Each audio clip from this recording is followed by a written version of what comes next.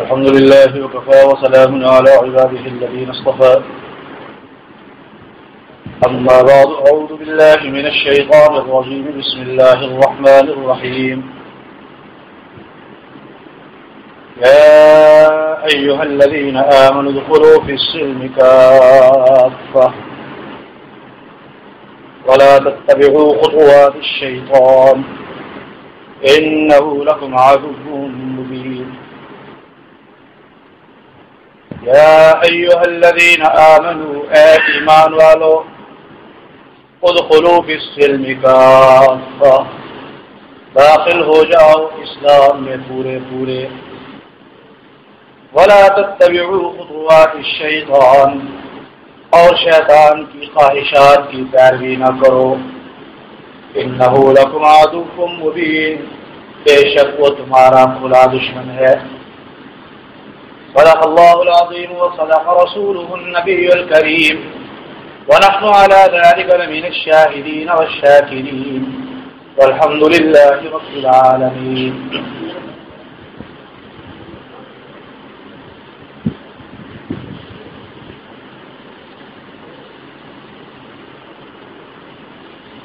برادران اہل سنت والجماعت،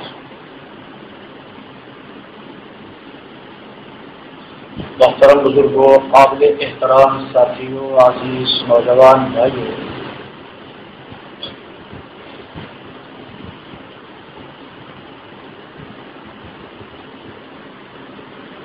اللہ رب العزت نے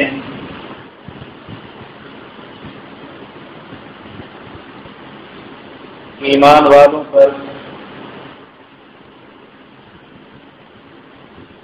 5 ذمہ داریاں عائد کی ہیں جب تک کوئی مسلمان ان 5 ذمہ داریوں کو نبھانے کے لیے کوئی کردار ادا نہیں کرتا، اس وقت تک وہ کامل مسلمان اور مومن نہیں کہلا سکتا۔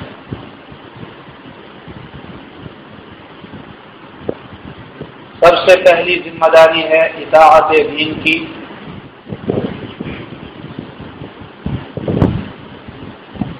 دین کی اطاعت اور فرما برداری کرنا۔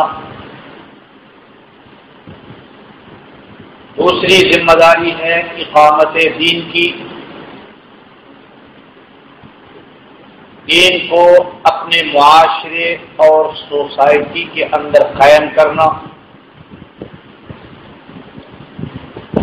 تیسری ذمہ داری ہے اشاعت دین کی، دین کو آگے پھیلانا، اس کی اشاعت کرنا۔ چوتھی ذمہ داری ہے حفاظت دین کی، کہ دین کی حفاظت کرنا۔ پانچویں ذمہ داری ہے غلبہ دین کی، یعنی دین اسلام کو تمام دینوں پر غالب کرنے کے لیے اپنی ذمہ داری کو نبھانا۔ جب تک کوئی مسلمان ان 5 ذمہ داریوں کو ادا کرنے کے لیے اپنی ہمت اور استطاعت کے مطابق کوئی کردار ادا نہیں کرتا، اس وقت تک وہ کامل مسلمان نہیں ہو سکتا۔ اللہ رب العزت نے ان 5 ذمہ داریوں کو نبھانے کے لیے 5 مختلف طریقے دیے۔ اطاعت دین عمل کے بغیر ممکن نہیں ہے، عمل نہیں ہوگا تو اطاعت کیسے ہوگی؟ اقامت دین نظام کے بغیر ممکن نہیں ہے، جب تک نظم نہیں ہوگا دین خیر نہیں ہو سکتا۔ اشاعت دین دعوت کے بغیر ممکن نہیں ہے، جب تک دعوت و تبلیغ نہیں ہوگی اس وقت تک دین کی اشاعت ممکن نہیں ہے۔ حفاظت دین حکومت کے بغیر ممکن نہیں ہے۔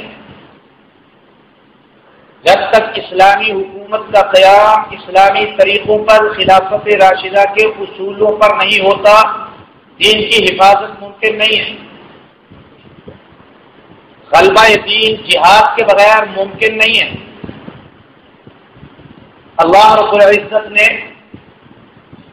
یہ 5 ذمہ داریاں جو عائد کی ہیں، اس کے لیے 5 طریقے بھی دیے ہیں۔ دین کی اطاعت کر عمل کے ذریعے، دین کو قائم کر نظام کے ذریعے، دین کی اشاعت کر دعوت کے ذریعے، دین کی حفاظت کر خلافت و حکومت کے ذریعے، دین کو غالب کر جہاد و قتال کے ذریعے۔ یہ 5 شرعی ذمہ داریاں، اور اس کے لیے اسلام اور قرآن کے دیے ہوئے 5 طریقے۔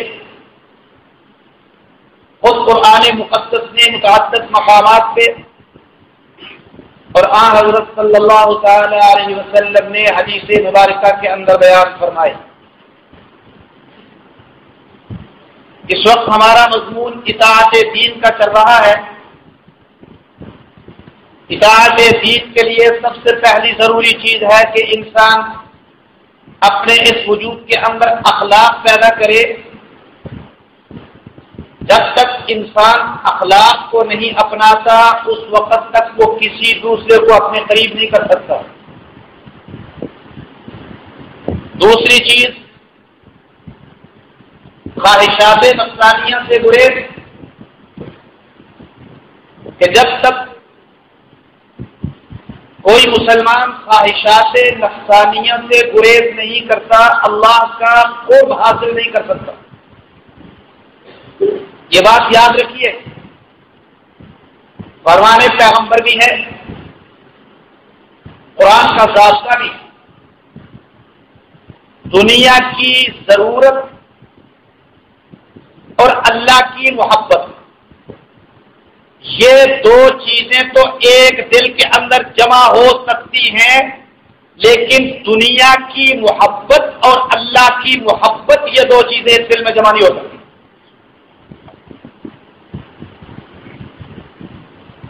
دنیا محبت کا مقام نہیں ہے، محبت کی چیز نہیں ہے، یہ ضرورت کی چیز ہے۔ اور میں گزشتہ دن میں تفصیل کے ساتھ اس پر روشنی ڈال چکا ہوں۔ یہ دنیا ایک ضرورت کی چیز ہے، محبت کی چیز ہے خدا کی ذات، محبت کی چیز ہے خدا کی کتاب، محبت کی چیز ہے خدا کا رسول، محبت کی چیز ہے خدا کا دین، محبت کی چیز ہے خدا کا نظام۔ دنیا محبت کی چیز نہیں ہے، ضرورت کی چیز ہے۔ مکان ہے تو ضرورت کے لیے، زمین ہے تو ضرورت کے لیے، مال و اسباب ہیں تو ضرورت کے لیے۔ دنیا کی ضرورت اور اللہ کی محبت 2 ایک دل میں جمع ہو سکتے ہیں۔ دنیا کی ضرورت اور رسول کی محبت دونوں ایک دل کے اندر جمع ہو سکتی ہیں، لیکن دنیا کی محبت اور رسول کی محبت دونوں ایک دل کے اندر جمع نہیں ہو سکتی۔ دنیا کی محبت اور خدا کی محبت دونوں ایک دل کے اندر جمع نہیں ہو سکتی۔ دوسری چیز جو بیان کی گئی، خواہشات نفسانیہ۔ ایک ہے انسان کی جائز خواہشات۔ اللہ رب العزت نے جہاں انسان کے دل کے اندر خواہشات رکھی ہیں، وہاں ان خواہشات کو پورا کرنے کے جائز طریقے بھی رکھے۔ اللہ رب العزت نے اس وجود کے اندر جنسی خواہش رکھی ہے، تو نکاح کے ذریعے سے اس جنسی خواہش کو پورا کرنے کا جائز طریقہ بھی دیا ہے۔ اللہ رب العزت نے اس وجود کے اندر یہ پیٹ رکھا ہے، پھر پیٹ کی ضرورت پوری کرنے کے لیے حلال چیزیں اور حلال ذرائع بھی بتائے ہیں۔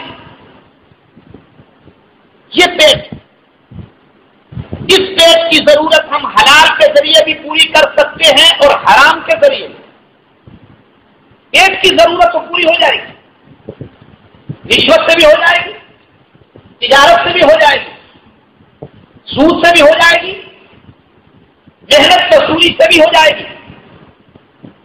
لیکن اگر کس پیٹ کی ضرورت ناجائز طریقے سے پوری کی جاتی ہے تو حضور علیہ السلام کا فرمان ہے والذی نفس محمد بیدہ، مجھے اس ذات کی قسم جس کے قبضے میں میری جان ہے، اس پیٹ کے اندر حرام ڈالنے والا اس پیٹ کے اندر آگ بھرنے کے سوا کچھ بھی نہیں کر رہا۔ جو کچھ اس نے اس دنیا کے اندر حرام کھایا، قیامت والے دن وہی آگ بنا کر اس کے پیٹ میں ڈالا جائے گا۔ ضرورت اس کی پوری ہو گئی ہے۔ جب آئے الگ الگ بیٹھو مارے نہیں کہو، آداب مجلس کا معلوم پتہ نہیں تمہیں، الگ الگ بیٹھو، دونوں کو الگ الگ دکھاؤ۔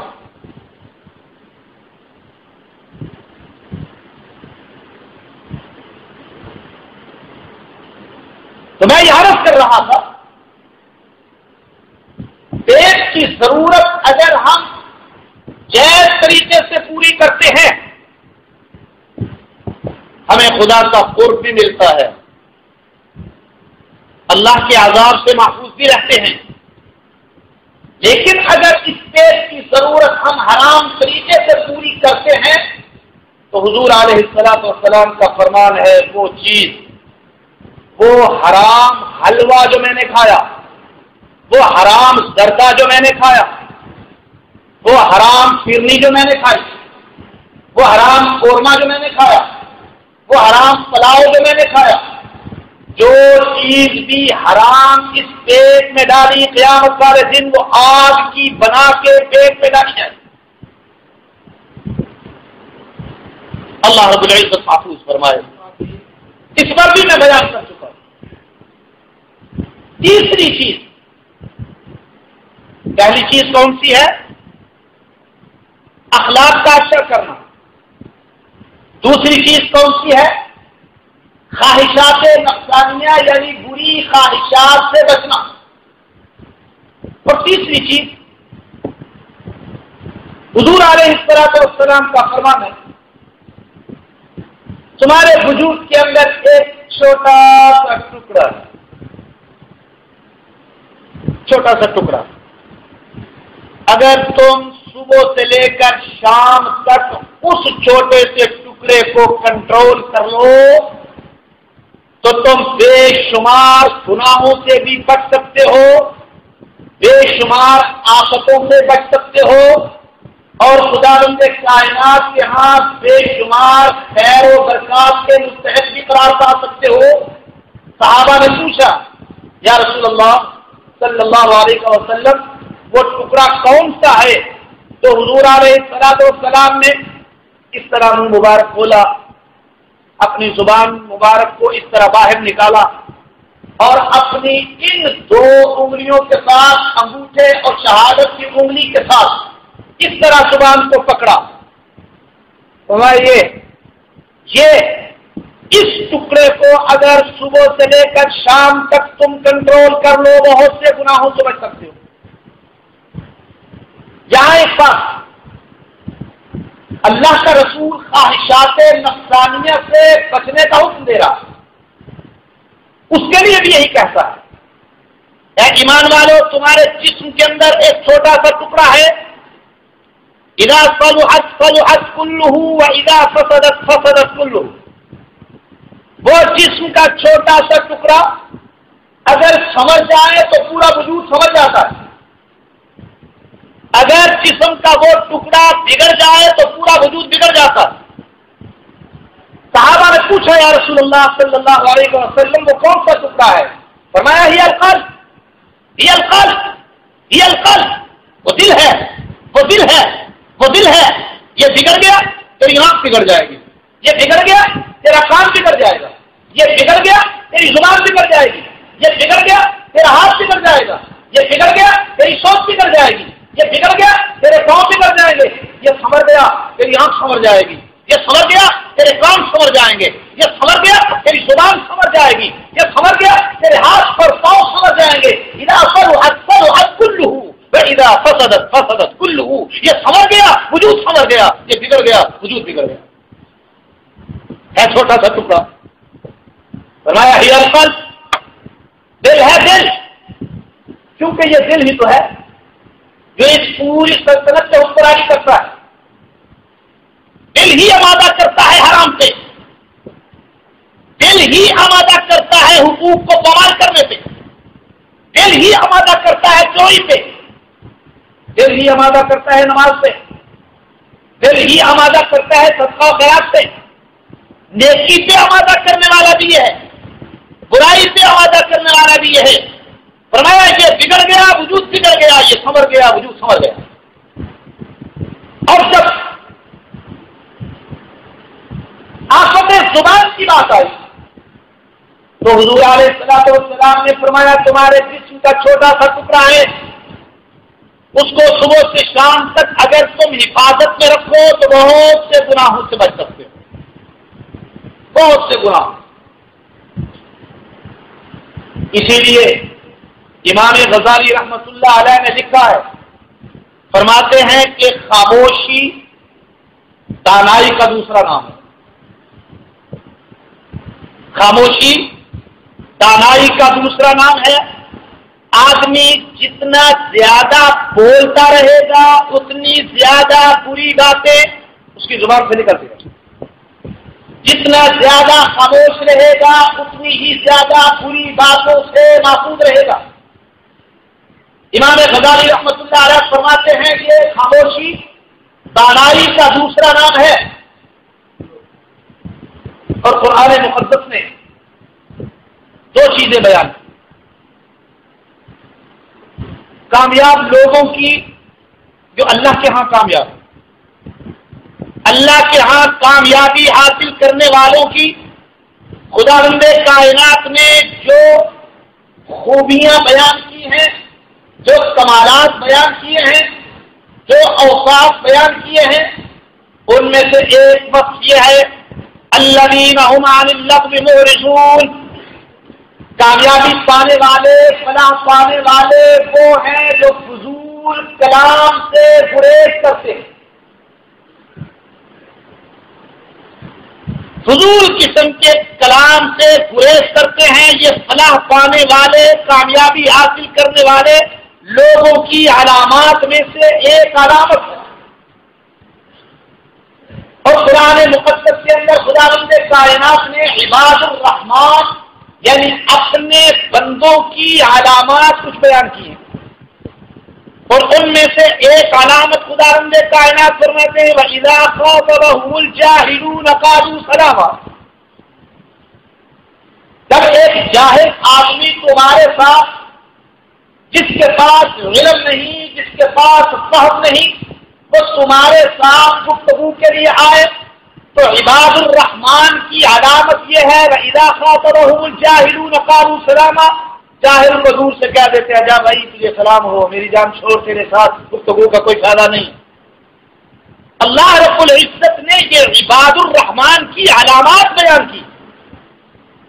اب اس سے اندازہ کیجیے کہ اللہ رب العزت کسی جاہل سے ہم کلام ہونے کی اجازت نہیں دیتا، جاہل جہالت کی بنا پہ نہ جانے اپنی زبان سے کیا کچھ کہتا رہے، اپنی جہالت کی بنا پہ حدیث رسول کا انکار کرے، اپنی جہالت کی بنا پہ اصحاب پیغمبر پہ صبر نہ کرے، اپنی جہالت کی بنا پہ سنت رسول سے انکاری ہو، اپنی جہالت کی بنا پہ ختم نبوت کا انکار کرے، اور تم اس جاہل کے ساتھ جب گفتگو کرو گے وہ جاہل بھی اپنے آپ کو عالم سمجھنے لگے گا۔ ظاہر بات ہے اس کے جاہلانہ دلائل کا جواب تو تمہارے پاس ہوگا نہیں۔ ایک جاہل کے جاہلانہ دلائل کا کسی عالم کے پاس کیا جواب ہوگا؟ اس نے علم کی گفتگو کرنی ہے، اس نے جہالت کی گفتگو کرنی ہے، مناظرہ کیا ہوگا؟ نتیجہ یہ نکلے گا کہ وہ بھی ایک مفکر پاکستان بن جائے گا، وہ بھی ایک ستارہ بن جائے گا، میں بھی کچھ ہوں بھائی، میں نے فلاں عالم کو لاجواب کر دیا، میں بھی کچھ ہوں، میں وہ فلاں مولوی کے پاس گیا تھا، اس کو لاجواب کر دیا۔ خداوند کائنات اسی دروازے کے بند کرنے کے لیے فرماتے ہیں وَإِذَا خَاطَبَهُمُ الْجَاهِلُونَ قَالُوا سَلَامًا، کسی جاہل کے ساتھ گفتگو مت کرو، کسی جاہل کے ساتھ، وہ عباد الرحمان اللہ کے بندے کسی جاہل کے ساتھ گفتگو نہیں کرتے۔ ایک ہے کسی آدمی کا مسئلہ سمجھنا، یہ عالم کی ذمہ داری ہے، ایک ہے ایک جاہل کے ساتھ مباحثہ و مناظرہ، اسلام اس کی اجازت نہیں۔ امام غزالی رحمۃ اللہ علیہ فرماتے ہیں تیسری چیز زبان، آفت زبان، یہ زبان آفت کی پڑیا ہے، آفت کی پڑیا، ان گنت گناہ اس سے صادر ہوتے، جھوٹ اس زبان پہ آتا ہے۔ کبھی ایک دور تھا جب انفرادی جھوٹ کو بھی بہت بڑا جرم سمجھا جاتا تھا، فلاں آدمی بہت برا ہے یار، جھوٹ بولتا ہے، اس کی جھوٹ بولنے کی عادت ہے، معاشرے کے اندر ایسا آدمی ایک معیوب آدمی سمجھا جاتا تھا کہ اس کے اندر جھوٹ کی عادت ہے۔ اور یہاں میں ایک بات واضح کر دوں، ہمارے ہاں محدثین کرام رحمہم اللہ تعالی جب کسی راوی سے حدیث رسول لیتے ہیں نا، تو سب سے پہلے یہ دیکھتے ہیں کہ یہ روایت کرنے والے راوی کو جھوٹ بولنے کی عادت تو نہیں ہے۔ اگر کسی ایک مقام پر بھی یہ ثابت ہو جائے کہ اس نے فلاں مقام پہ جھوٹ بولا تھا، ہمارے محدثین اس سے حدیث کو قبول نہیں کرتے۔ حفاظت حدیث کے لیے اتنا احتیاط برتا گیا، اس کا تقویٰ دیکھنا، اس کی الہیت دیکھنا، اس کا علم دیکھنا، اس کا کام دیکھنا، یہ بات کی باتیں ہیں۔ سب سے پہلے یہ دیکھا جاتا ہے اسے جھوٹ بولنے کی عادت تو نہیں، کبھی تھا نہ انفرادی جھوٹ بولنے والا معاشرے کے اندر معیوب سمجھا جاتا تھا، اب تو حکومت کی حکومت جھوٹ بولتی، اب تو میڈیا کا میڈیا جھوٹ بولتا ہے، اب تو اجتماعی جھوٹ کا دور ہے، پریزیڈنٹ سے لے کر وزیر اطلاعات و نشریات تک، چیف آف آرمی اسٹاف سے لے کر ایک گورنر تک اجتماعی جھوٹ بولا جا رہا ہے۔ فرمایا یہ آفت زبان ہے، اس زبان کو کنٹرول کرو گے تو صبح سے لے کر شام تک بہت سی آفات، مصائب، عذاب سے بچ جاؤ گے۔ یہی وہ چیز ہے جو جھوٹ بولتی ہے، جھوٹ اس پہ آتا ہے، جھوٹا وعدہ اسی زبان پہ آتا ہے۔ کبھی وہ دور تھا کہ آدمی جھوٹ بولتا تھا تو کم از کم اپنے جھوٹ پہ نادم ہوتا تھا۔ آج تو ترقی یافتہ دور ہے، سائنسی دور ہے، ایٹمی دور ہے، مریخ پہ سمندے ڈالنے والا دور ہے، چاند پہ پہنچ جانے والا دور ہے۔ آج پارلیمنٹ کے اندر بولے جانے والے جھوٹ پر بھی فخر کیا جاتا ہے، مذمت نہیں، شرمساری نہیں، فخر ہے۔ وعدہ کیا جاتا ہے میں پریزیڈنٹ بن کر اختیارات پارلیمنٹ کو واپس کر دوں گا، لیکن سال ڈیڑھ سال بیتنے کے بعد ابھی ان اختیارات کو میری ضرورت ہے۔ یہ نہیں کہا جاتا مجھے ان اختیارات کی ضرورت ہے، جیسے گزشتہ پریزیڈنٹ ہمارے کہا کرتے تھے نا ابھی برقی کی ضرورت ہے۔ یہ جھوٹے وعدے، میں آپ سے پوچھتا ہوں، جس ملک کا پریزیڈنٹ جھوٹ بولتا ہو، جس ملک کا وزیر اعظم جھوٹ بولتا ہو، جس ملک کی پارلیمنٹ جھوٹے وعدے کرتی ہو، کیا اس ملک کی رعایا جھوٹ سے بچ سکتی ہے؟ الناس علی دین ملوکہم، لوگ تو اپنے بادشاہوں کے دین پر ہوتے ہیں.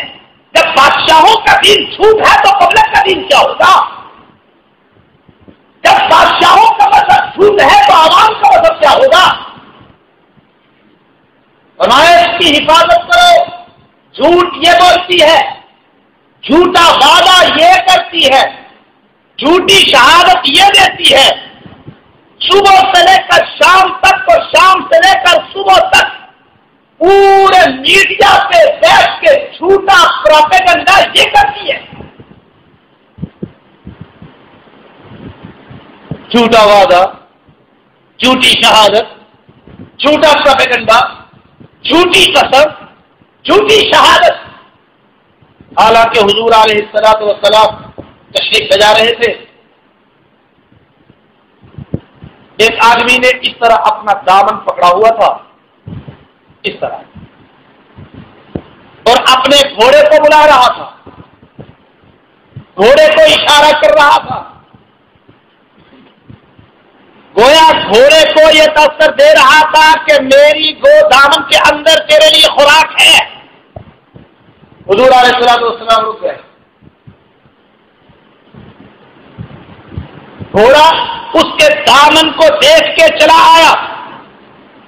اس نے دامن کھولا، دامن کے اندر کوئی چیز نہیں تھی. حضور علیہ الصلوۃ والسلام نے فرمایا تو نے ایک جانور کے ساتھ جھوٹ بولا، جانور کو دھوکا دیا، قیامت والے دن سے اس جھوٹ پر بھی پکڑا جائے گا.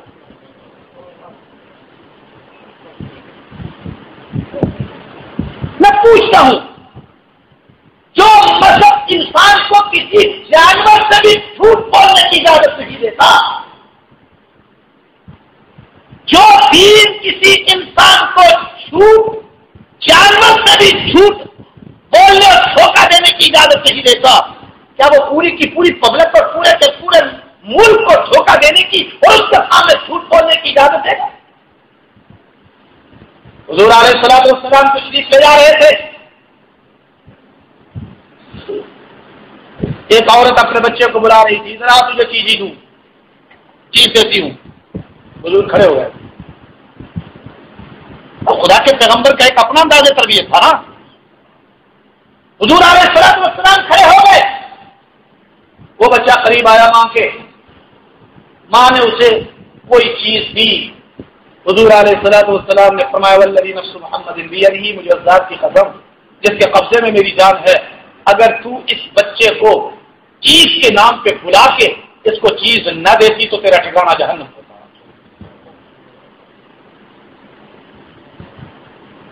تو جو مذہب بچے کے ساتھ جھوٹ بولنے کی اجازت نہیں دیتا، جانور کے ساتھ جھوٹ بولنے کی اجازت نہیں دیتا، وہ مذہب کیا پورے کے پورے ملک کی پبلک اور رعایا کے سامنے جھوٹ بولنے کی اجازت دے گا؟ فرمایا اس کو کنٹرول کرو، یہ تمہارے لیے بہت بڑی آفت ہے، بہت بڑی آفت. کسی وقت بھی یہ تمہارے لیے کوئی طوفان کھڑا کر سکتی ہے. ہمارے معاشرے کے اندر بھی مشہور ہے نا، کمان کے تیر کا زخم تو مندمل ہو جاتا ہے، زبان کے تیر کا زخم نہیں جاتا. کمان کا تیر چھوڑا جائے جسم پہ زخم آتا ہے، مرہم پٹی کی جائے زخم ٹھیک ہو جاتا ہے، لیکن اس زبان کے نکلا ہوا لفظ کا تیر انسان کے دل کو ریزہ ریزہ کر دیتا ہے.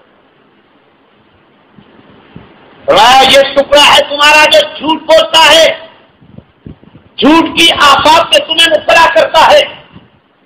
یہی وہ ٹکڑا ہے جو کفر کے کلمات بولتا ہے.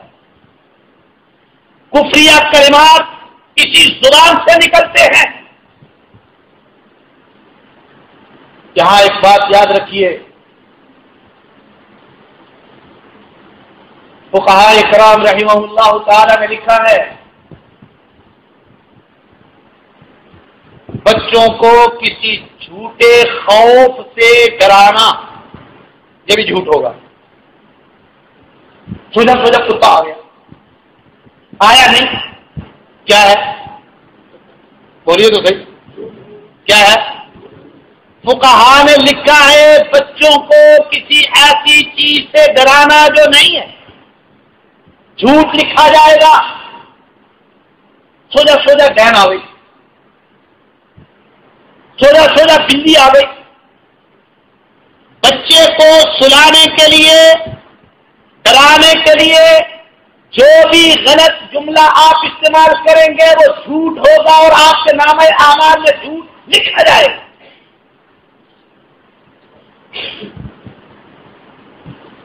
آج کل تو ہمارے ہاں ناولوں کا دور ہے، فقہائے کرام نے لکھا ہے جھوٹی باتیں بنانا بھی جھوٹ ہے، اور آپ ناولوں میں پڑھتے کیا ہیں؟ جھوٹ ہی جھوٹ تو ہوتا ہے۔ ہمارے یہاں سب سے مقبول ترین ناول جن کے بارے میں یہ کہا جاتا ہے کہ کسی حد تک نوجوان کو اسلامی تاریخ سے آشنا کرنے والے ناول اسی کے ہیں، وہ ہے نسیم حجازی کے ناول، تاریخی ناول۔ صلاح الدین ایوبی پہ بھی ہے، ٹیپو سلطان پہ بھی ہے، نور الدین زنگی پہ بھی ہے، وہ تاریخی ناول۔ لیکن ان ناولوں کے اندر جہاں تک جنگی واقعات کا ذکر ہے وہاں تک تو سچائی ہوتی ہے، لیکن اس سے ہٹ کر کسی مجاہد کو کسی عورت کے ساتھ چھوڑ دینا اور پھر وہ جو ساتھ عشقیہ داستان ساتھ چلتی ہے میرا جھوٹ ہوتا ہے۔ گویا آج ہماری بدقسمتی کا عالم یہ ہے کہ ہمیں اپنے نوجوان کو اپنی سچی تاریخ سے آشنا کرنے کے لیے بھی ساتھ ساتھ جھوٹ کا سہارا لینا پڑتا ہے۔ کون نوجوان ہے جو ٹیپو سلطان کی تاریخ، خشک تاریخ کا مطالعہ کرے؟ کون ہے جو صلاح الدین ایوبی کی خشک تاریخ کا مطالعہ کرے؟ نور الدین زنگی کی خشک تاریخ کا مطالعہ کرے؟ جب تک اس کے ساتھ یہ داستانیں نہیں ہوگی۔ سوویت یونین کے خلاف خوف کے محاذ پر ہمارے معروف کمانڈر خالد زبیر شہید رحمہ اللہ تعالی، عظیم جرنیل، یہ خوف کا علاقہ سوویت یونین کے دور میں جب افغانستان کے اندر سوویت یونین کی فوج تھی، یہ خوف کا علاقہ کمانڈر خالد زبیر نے شہید نے فتح کیا۔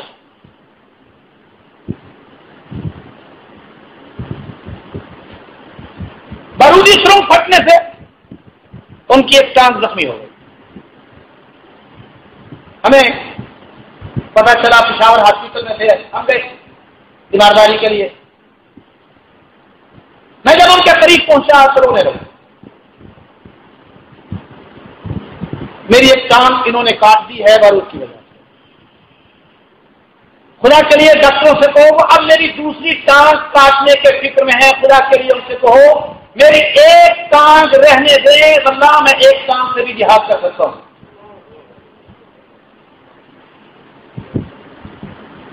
دوسری ٹانگ کو نہ کاٹیں، لیکن دوسری ٹانگ کے اندر بھی بارود کافی حد تک پھیل چکا تھا، دوسری ٹانگ بھی کاٹنی پڑی، وہ یہ صدمہ برداشت نہ کر سکے کہ اب میں جہاد کے قابل نہیں رہا، یہی صدمہ بن گیا۔ یہ کمانڈر خالد زبیر شہید بڑا عظیم کمانڈر تھا، عظیم جنرل۔ نسیم حجازی نے ان کو پیغام بھیجا، آپ کے کارنامے خوف محاذ پر میں بڑے سنے ہیں، پڑھے بھی ہیں، جا کے دیکھے بھی ہیں، میری خواہش ہے کہ میں آپ پر ایک ناول لکھوں۔ میری خواہش ہے آنے والی نسل آپ کے کارناموں سے واقف ہو، میرا جی چاہتا ہے میں آپ پر ایک ناول لکھوں۔ نسیم حجازی نے خود پیش کر دی۔ اسلام آباد میں ہمارا اجلاس تھا، ساتھیوں نے، بعض ساتھیوں کا خیال بن گیا کہ چلو اگر ناول لکھتے ہیں تو تاریخ کے اندر یہ خوف کا محاذ اور یہ باب بھی تاریخ کے اندر آ جائے گا۔ لیکن کمانڈر خالد زبیر شہید نے 2 ٹوک لفظوں میں جواب دے دیا۔ پہلی بات تو یہ ہے کہ میں جو کچھ کر رہا ہوں دنیا میں اپنے کارناموں کے لیے نہیں کر رہا، اللہ کی رضا کے لیے کر رہا ہوں۔ اور دوسرا یہ میں نے جو کچھ کیا ہے اللہ کی رضا کے لیے کیا ہے۔ یہ اللہ کا بندہ جب مجھ پر ناول لکھے گا تو پتہ نہیں کتنی لڑکیوں کو میرے ساتھ جوڑے گا، کیونکہ ناول لڑکیوں کے بغیر مکمل نہیں ہوتا۔ یہ جھوٹی باتیں لکھنا یہ بھی جھوٹ ہے، خواہ وہ ناول کی صورت میں ہو کہانی کی صورت میں ہو، یہ بھی جھوٹ ہے۔ یہی وہ زبان ہے جو کفر بخشتی ہے۔ ہر قسم کا کفر اس زبان پہ آتا ہے۔ یہی وہ زبان ہے جو باطل گفتگو کرتی ہے، یہی وہ زبان ہے جو گمراہی پھیلاتی ہے۔ آج کے میڈیا کے دور کے اندر 2 ہی چیزیں ہیں گمراہی پھیلانے والی، ایک یہ زبان ہے اور ایک یہ قلم۔ الیکٹرانک میڈیا پر یہ زبان ہے گمراہی پھیلانے والی، اور پرنٹ میڈیا پر یہ قلم ہے گمراہی پھیلانے والا۔ اس قلم کے ذریعے عجیب و غریب قسم کے مضامین لکھ کر قوم کو گمراہ کیا جا رہا ہے، اور الیکٹرانک میڈیا پر اس زبان کے ذریعے عجیب و غریب قسم کے بیانات نشر کر کے قوم کو پبلک کو گمراہ کیا جا رہا ہے۔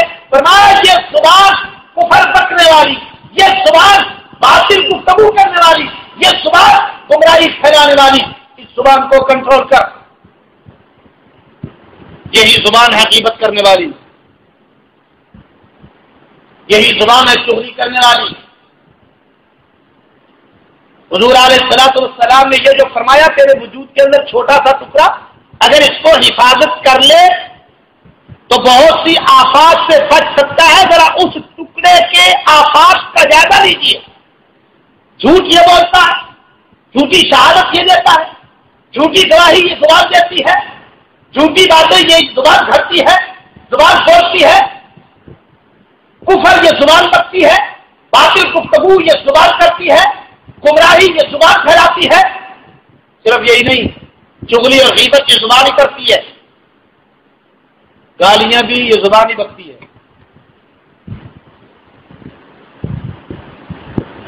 ہمارے ہاں تو یہ گالی ایک رواج بن گیا، بات مکمل نہیں ہوتی، گالی کا مقام ہے یا نہیں، بات مکمل نہیں ہوتی جب تک کہ گالی نہ دی جائے۔ آپ بعض علاقوں کے اندر جائیں گے، میاں والی والا علاقہ، اس قسم کے دوسرے علاقوں کی طرف جائیں گے، وہاں تو براہ راست ماں اور بہن کو بھی گالی کے بغیر بات نہیں کی جاتی۔ یہ قصہ بن گیا۔ حالانکہ حضور علیہ الصلوۃ والسلام نے فرمایا سن لو منافق کی 4 نشانیاں ہیں۔ کتنی منافق کی 4 نشانیاں ہیں، بات کرتا ہے، جھوٹ بولتا ہے، وعدہ کرتا ہے، وعدہ خلافی کرتا ہے، امانت رکھی جائے خیانت کرتا ہے، لڑائی کرتا ہے، گالی دیتا ہے۔ منافق کی کتنی نشانیاں؟ کون کون سی؟ بات کرتا ہے تو جھوٹ بولتا ہے، وعدہ کرتا ہے تو وعدہ خلافی کرتا ہے، امانت رکھی جائے تو خیانت کرتا ہے، لڑائی جھگڑا ہو جائے تو گالی بکتا ہے۔ فرمایا کہ منافق کی نشانیاں ہیں، منافق کی، اور گالی یہ زبان ہی دیتی ہے، اور بڑی بڑی بےہودہ گالی۔ حقیقت یہ ہے، ممبر پہ بیٹھا ہوں، اتنے چھوٹے سے بچے گلی سے گزرتے ہوئے اتنی غلیظ گالیاں دیتے ہیں، اتنی غلیظ گالیاں کہ سر ندامت سے جھک جاتے۔ اب بچے کو تو احساس نہیں کہ میں گلی میں سے گزر رہا ہوں، جن گھروں کے قریب سے گزر رہا ہوں ان گھروں کے اندر پردہ دار خواتین بھی رہتی ہیں، باحیا عورتیں رہتی ہیں، چھوٹے چھوٹے سے معصوم بچے، ماں بہن کی گالی کے سوا بات ہی کوئی نہیں۔ گالی بکتی ہے، یہ زبان گالی بکتی ہے، بدزبانی کرتی ہے، یہ زبان بدزبانی کرتی ہے.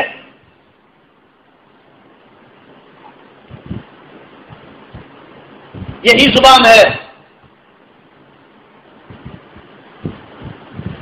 جو ادھر کی ادھر اور ادھر کی ادھر لگا کے لڑائیاں کراتی ہے. آج فلاں نے تجھے یہ کہا تھا، ادھر جا کے تو میں اس کے پاس گیا، وہ تجھے یہ کہہ رہا تھا، میرا نام علیہ. یہ لڑائی بجھائی کرنے والے کی یہ زبان ہے. حالانکہ ایک بات یاد رکھیے، حضور علیہ الصلوۃ والسلام کا فرمان ہے والذی نفس محمد بیدہ، مجھے اس ذات کی قسم جس کے قبضے میں نہیں جانا. اگر کسی آدمی سے تم دوسرے کے بارے میں کوئی بات سن لو، وہ چیز اب تمہارے پاس امانت ہے. اگر تم اس بات کو اس کی رضا اور منشا کے بغیر دوسرے تک پہنچا دو گے، یہ امانت کے اندر خیانت ہوگی، تم قیامت والے دن مجرم ہو گئے. لیکن خیانت تو دور کی بات ہے، میں تو ساتھ مرچ مسالہ لگا کے بات کرتا ہوں. اس نے ایک بات کی ہے، دو میں اپنی طرف سے ملا کے کروں گا تاکہ ان دونوں کے ہاتھ ایک دوسرے کے گریبان پر پہنچے اور میں ایک طرف ہو کے ان دونوں کی لڑائی کا تماشا دیکھوں. یہ لگائی بجھائی والا کام بھی یہ زبان کرتی ہے. ایک دوسرے کو لڑانے والی بات، ادھر کی ادھر ادھر کی ادھر،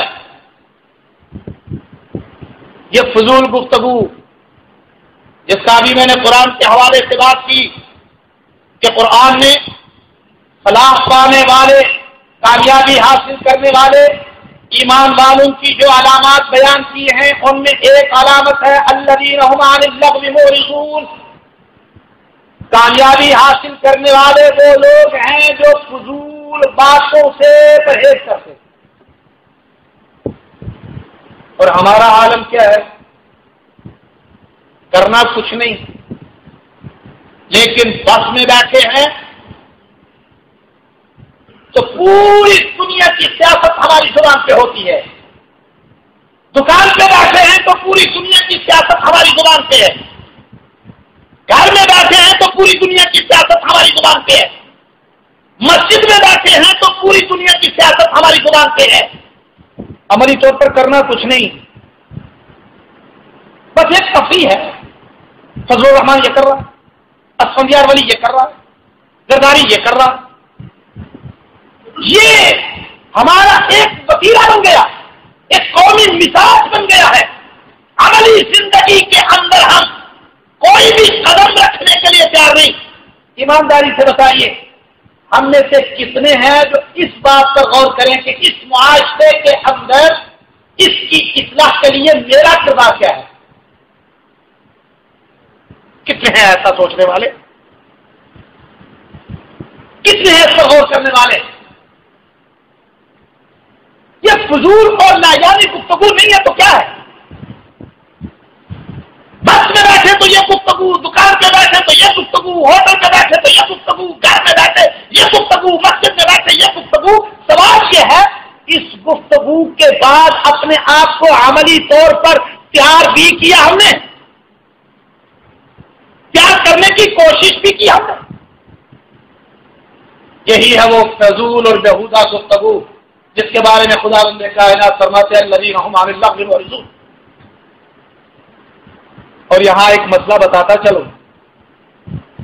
حکیم الامت حضرت مولانا شاہ محمد اشرف علی تھانوی رحمہ اللہ تعالی فرماتے ہیں ایسا آدمی جو معاشرے کی اصلاح کے لیے کسی قسم کا کوئی کردار ادا کرنے کی پوزیشن میں نہیں ہے یا کوئی کردار ادا نہیں کر سکتا یا کوئی کردار ادا نہیں کر رہا، اس کے لیے اخبار پڑھنا بھی حرام.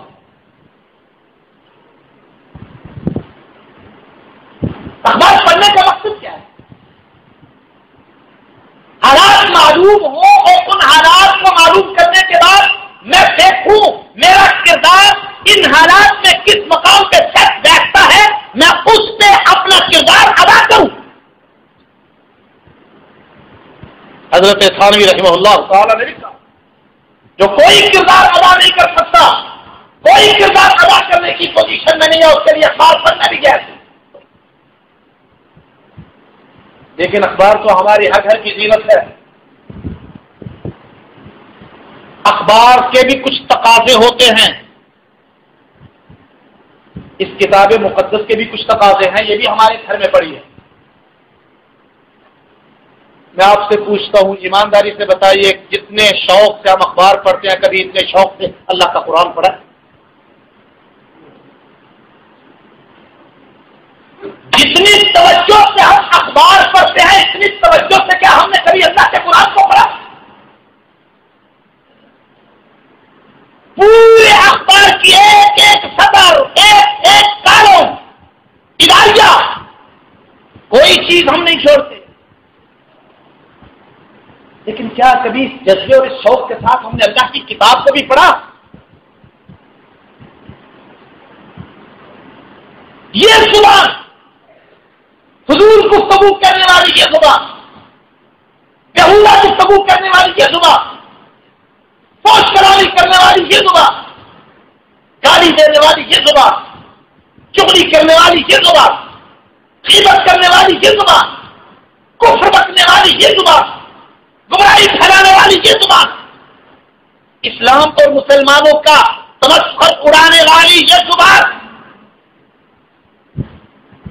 آج جس انداز سے مجاہدین کا تمسخر اڑایا جا رہا ہے، جس انداز سے جہاد کا مذاق اڑایا جا رہا ہے، جہاد کو دہشت گردی قرار دے کر، مجاہدین کو دہشت گرد قرار دے کر جس انداز سے اسلامی اصلاحات کا مذاق اڑایا جا رہا ہے، یہی زبان ہے۔ اسی زبان کے ساتھ بیہودہ کلامی کی جا رہی ہے۔ حضور علیہ الصلوۃ والسلام نے اسی لیے فرمایا بہت سی آفات، بہت سے عیب تمہارے جسم کے اس ٹکڑے سے وابستہ ہیں، اگر تم صبح سے لے کر شام تک اس ٹکڑے کو کنٹرول کر لو، جیسے میں نے پہلے کہا، حضور علیہ الصلوۃ والسلام سے پوچھا گیا یا رسول اللہ وہ کون سا ٹکڑا ہے؟ حضور علیہ الصلوۃ والسلام نے اس طرح اپنی زبان مبارک کو باہر نکالا اور ان دونوں انگلیوں انگوٹھے اور شہادت کی انگلی کے ساتھ اس طرح پکڑ کے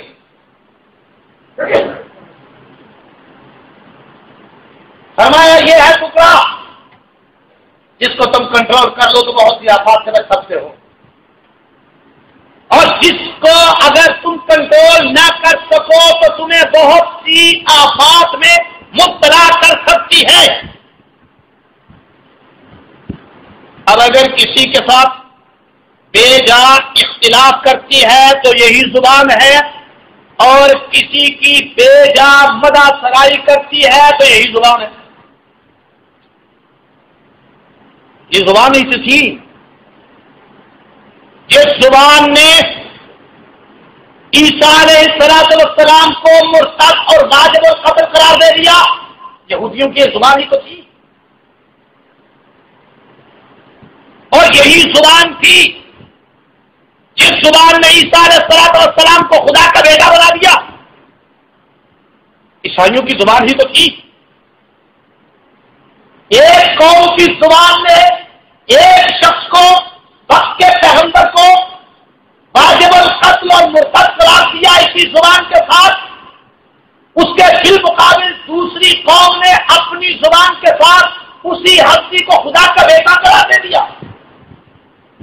دونوں حد سے تجاوز کر گئے، لیکن کس ذریعے سے؟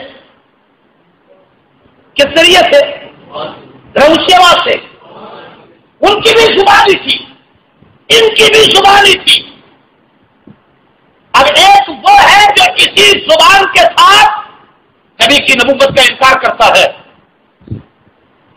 ایک وہ ہے جو اسی زبان کے ساتھ اللہ اور پیغمبر کے درمیان کے فرق ہی نکال دیتا ہے۔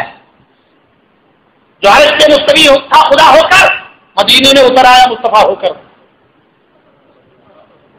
غور کرنے کی بات ہے. جو عرش پہ مستوی تھا خدا ہو کر، مدینے میں اتر آیا مصطفیٰ ہو کر، زبان ہی تو ہے.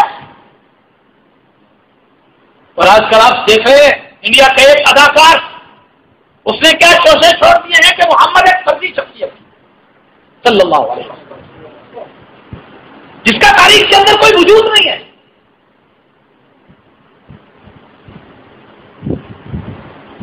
میں دو چوک لفظوں میں کہتا ہوں، اللہ اگر محمد عربی صلی اللہ تعالی علیہ وسلم اس کائنات کی فرضی شخصیت ہے تو ہم ان سے پہلے فرضی شخصیت،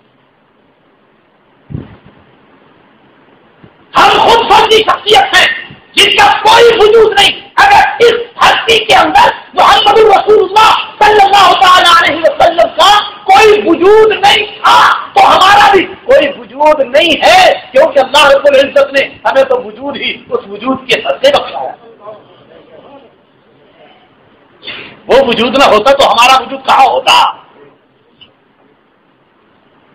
وہ وجود نہ ہوتا تو ہم کہاں ہوتے؟ یہ زبان ہی ہے جو نفرتیں پیدا کرتی ہے، زبان ہی ہے جو محبتیں پیدا کرتی ہے. اس زبان کا استعمال حضور علیہ الصلوۃ والسلام نے فرمایا اس زبان کو کنٹرول کر لو. ہمارے ہاں جتنے بھی بادشاہوں کے ارد گرد، حکمرانوں کے ارد گرد جی حضوریے بیٹھے ہوتے ہیں، وہ کس چیز سے کام لیتے ہیں؟ حضور آپ کا مقابلہ، حضور آپ جیسا وہ ہو نہیں سکتا، حضور آپ جیسا دانشور، حضور آپ جیسا سیاستدان، حضور آپ جیسا حکمرانی کا حال ہو نہیں سکتا. وہ جی حضور یہ جو اکبر بادشاہ کے ارد گرد تھے، وہ جی حضور یہ جو دوسرے بادشاہوں کے ارد گرد تھے، وہ جی حضور یہ جو آج ہمارے حکمرانوں کے ارد گرد ہیں، وہ جی حضور یہ بھی اسی زبان سے ہی کام لیتے ہیں. حکمرانوں کے قصیدے اسی زبان سے پڑھتے ہیں، حکمرانوں کی تعریفیں اسی زبان سے کرتے ہیں، اور پھر حکمرانوں کے جو مخالفین ہوتے ہیں نا، ان کی خبر بھی اسی زبان سے لیتے ہیں. ان کے خلاف جو کچھ کرتے ہیں اس زبان سے کرتے ہیں. میں حضور علیہ الصلوۃ والسلام کی حکمت و فراست و بصیرت کے قربان کہ خدا کے پیغمبر نے ایک چھوٹا سا جملہ کہہ کے مجھے سمجھا دیا، اپنے جسم کا یہ چھوٹا سا ٹکڑا اگر تو کنٹرول کر لے بہت سی برائیوں سے بچ سکتا ہے، بہت سے گناہوں سے بچ سکتا ہے، بہت سے معصیتوں سے بچ سکتا ہے، بہت سی آفات سے بچ سکتا ہے، بہت سی مصیبتوں سے بچ سکتا ہے. اللہ ہمیں ان سے بچنے کی توفیق عطا فرمائے. باقی انشاءاللہ العزیز آئندہ جمعے کو آخر دعوانا